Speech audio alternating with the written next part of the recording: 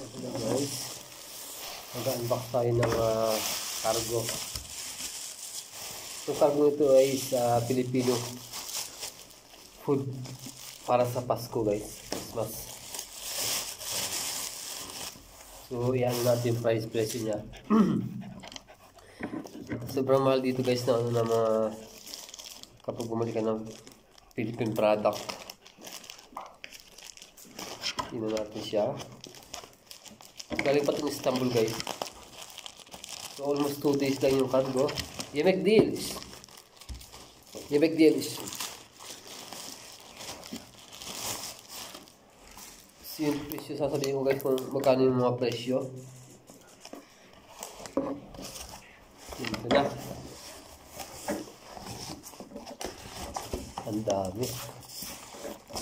Ang dami yung ano. Gigisalit din mga aso ko eh. Paano ba nila binalot? Ito. Binalot ko pala. Dalawang balot guys ang hirap tanggalin. Napahirapan niyo ako ah. Yan. Ito may pumutok ata.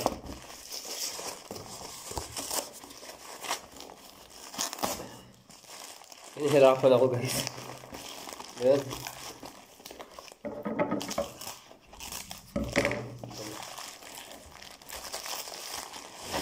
Yan, nabuksan na. So ito guys para sa Christmas. Kita ko sa inyo guys. Saka yung presyo kung magkano ito. Ang daming banit guys. Pumutok. Sabi ko na nga eh. Nabasag. Nabasag yung ano.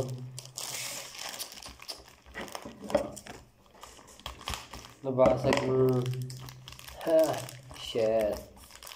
Nabasag yung ano. Tutugata guys. Nabasag yung ano.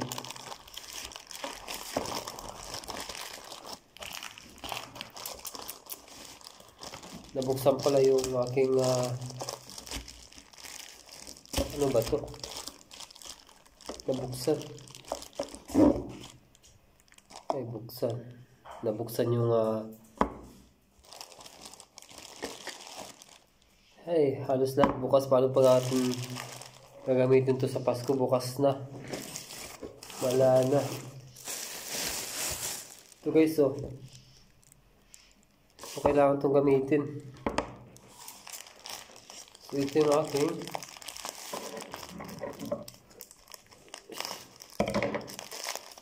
ang presyo guys nito 550 lahat kasama na yung yung shipping. Kasi ano ko yung magawa ng biko sa Pasko. So, ito. So, made in Thailand. Galing Thailand ito. Product of Thailand. Thai sweet rice. Yan. And dalawang gulaman. Magawa tayo ng gelatin. So, halaga nito guys, nasa almost 550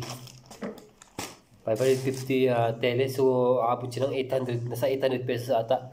So, yan lang. Nasa 800 pesos na yun. Kaso nga lang, ito dapat pang Pasko guys. Wala na, hindi na abot ng Pasko. Bukas na. Ito fruit salad.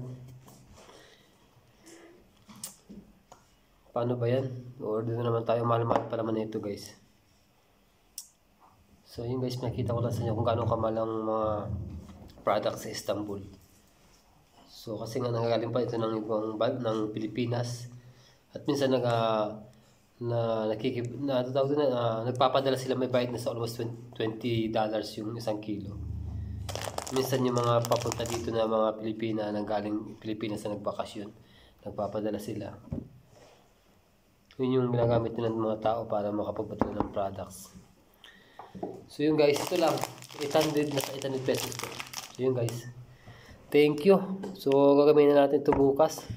Palpak naman tong ano, nabutas.